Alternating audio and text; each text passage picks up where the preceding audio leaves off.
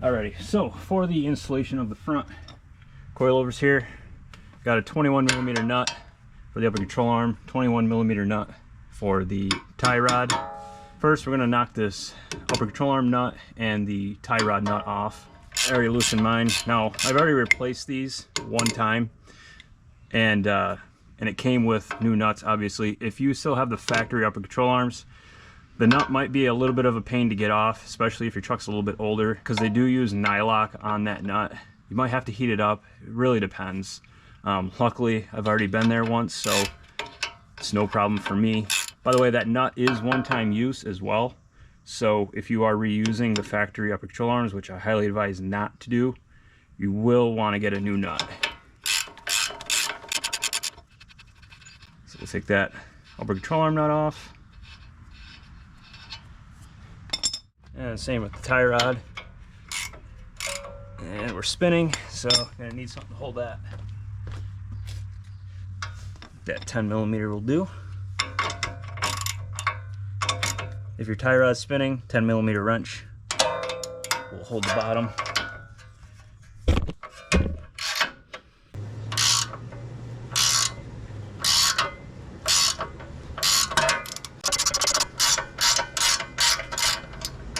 Look at that, top three, pretty easy.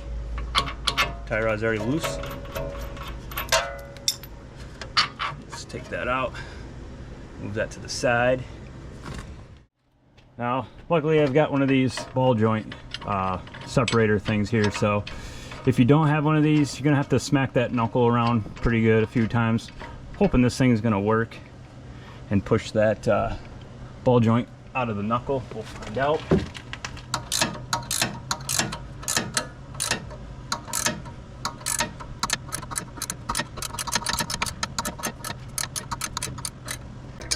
Eventually it's got to give. There we go.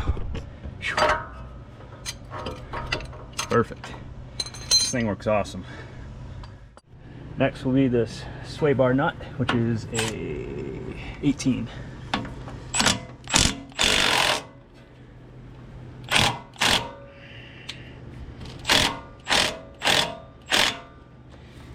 And if that starts to spin, we're gonna have to do the same thing. Grab an 8mm wrench and hold the stem while you loosen the nut. Now for the upper strut mounts, those are a 15mm.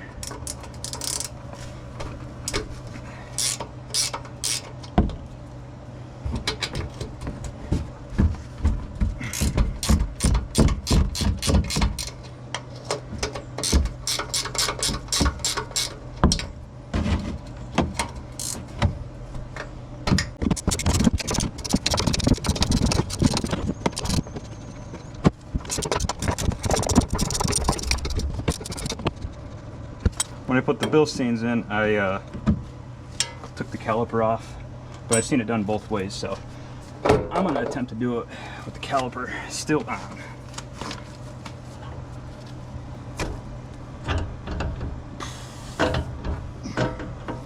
Damn. Lower this down a little bit. Make sure there's not too much tension on these brake lines.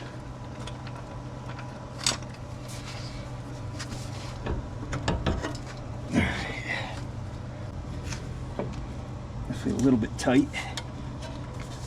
There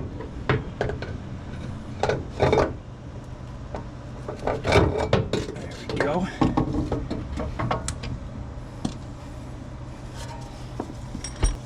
We'll thread this nut in real quick, pull it in place so I can go get the Eibach. Let's put this Eibach in here.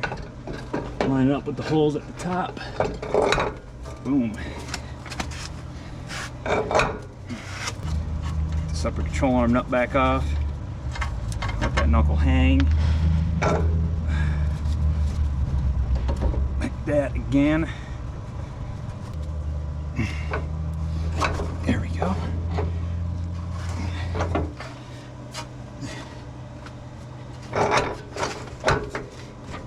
There we go.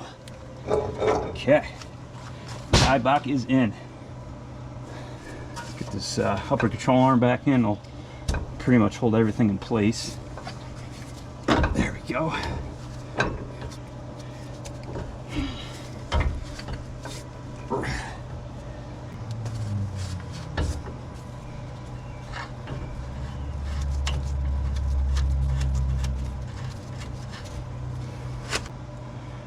Now to reassemble everything. So I figure out what size nuts the Eibachs use now.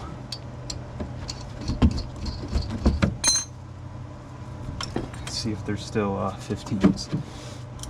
All right, so the Eibachs are a 14mm nut at the top.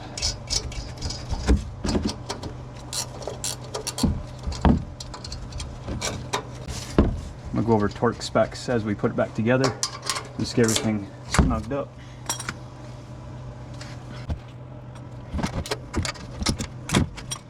Now for the lower shock bolt, gotta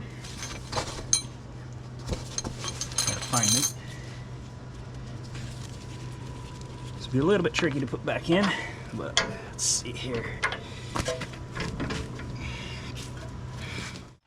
Alright, so if you're doing this by yourself, easiest way to get this lower bolt in is to grab a ratchet strap, just go somewhere down there on the cross member, you'll see a hole, and just pull it over, and then that way it's already over for you. All you have to do is push down and get that bolt in. Alright, so once you have this ratchet strap on, pulling the coilover over, grab a pry bar and pry between the bottom of that coilover and the lower control arm. Bend it until you get that bolt through. Once it's through, you're good to go. Hammer it home. And then now we're gonna lift up the bottom of the control arm, so that way we can get the upper ball joint back in the knuckle. Get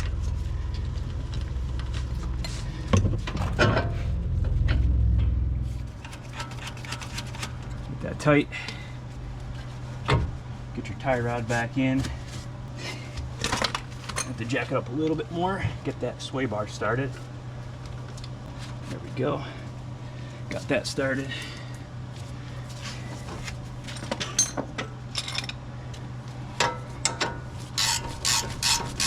Run these puppies home.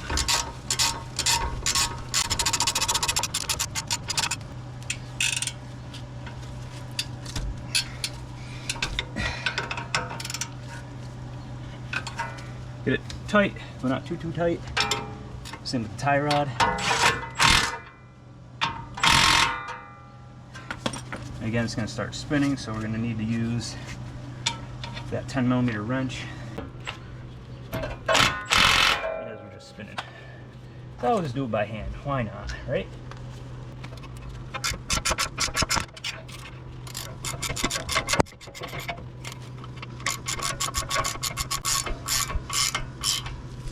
There we go. Get that snug. Down to the sway bar, get that 18mm nut back up and tight. I'll do that off camera. You know what to do. If it starts spinning, use that 8mm on the end and finish running it home with the 18mm wrench. Alright, so for torque, starting with the upper mounts here, Eibach mounts 35 foot-pounds. A little bit lower than the OEM struts. I think the OEM struts are 46 or 48. And then down to the lower ball joint, I'm going to do the OEM spec because I don't feel like looking up the RC spec. And that is 26. 26 plus 180 degrees. Alright. Now for the tie rod is, actually comes with directions with all the torque specs on it, so I guess you don't really need to listen to me, but for sake of the video, lower shock bolt nut, 124 foot-pounds, so we'll do that. And then the sway bar end link, 88 foot-pounds, and the tie rod end, 38 foot-pounds plus 195 degree turn. And yeah, that's it. Alrighty, so everything is all torqued to spec. Tie rod, lower mount bolt, upper mount nuts, ball joint, and of course the end link.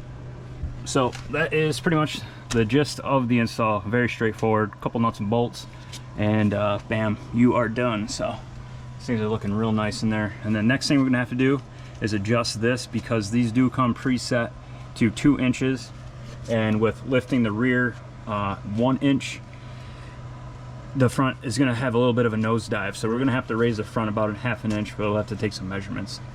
Once I get everything installed, we'll do that, take some measurements, see how everything sits, and that'll be that. All right, so it's probably hard to tell, but the front is 1/2 inch lower, which is to be expected. So I'm gonna go ahead, jack the front up and turn that collar and raise the front and get it even with the back. All right, so each full rotation is an 1/8 inch, either an increase or decrease in height. So I put a mark on the spring and a mark on the collar here, just to mark where we started from, so that way I can count the revolutions. So by my math, I'm gonna have to turn this about 4 to 5 times.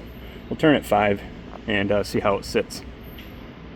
Also, make sure you measure your distance here. Can't go over 145 millimeters or 146 millimeters. I don't quite remember, but I mean, we're at 132-ish millimeters, so we've got plenty of room to go before we start having issues with bind. So, like I said, these things have adjustment up to 3.2 inches, and right now they're set at 2, which is what they come set at out of the box. So we've got plenty of room to go.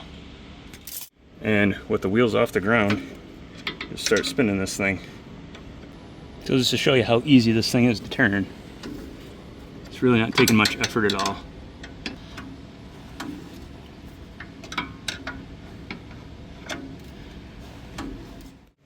So unfortunately the spring started spinning with the turn of this collar.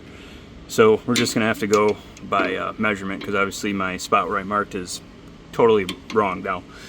So I'm gonna go up to about 139 millimeters on both sides, and we'll see how the truck sits. All right, so after adjusting those coilovers to 140 millimeters on both sides, it looks like we are at about 41 1/4 on the right side, and on the left side we are at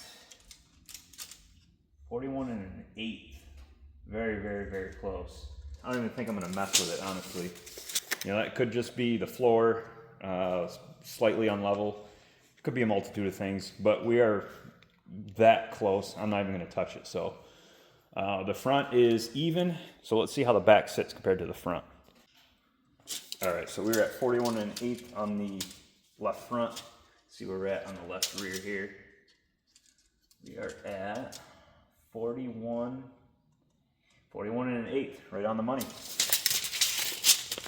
And now for the right rear, I believe right front was 41 1/4 if I remember. And we were at 41 3/4, which is odd.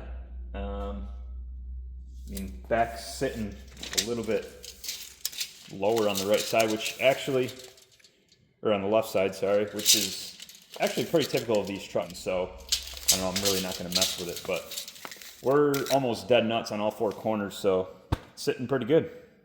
So I've got a good starting point for you guys. So you're going to want to turn this collar until you've got 140 millimeters on both sides, and that should give you a really good starting point as to where your truck sits. So, you know, again, every truck does sit differently, but that 140 millimeters is a good starting point for you. And with how easy those things are to turn, it's just a matter of turning it, measuring it, driving it, measuring it, and seeing where you're at. So it's a little bit of a pain, but it is way easier to do it this way than it is to take everything apart, put it all back together, you know, like if you had a circlip design.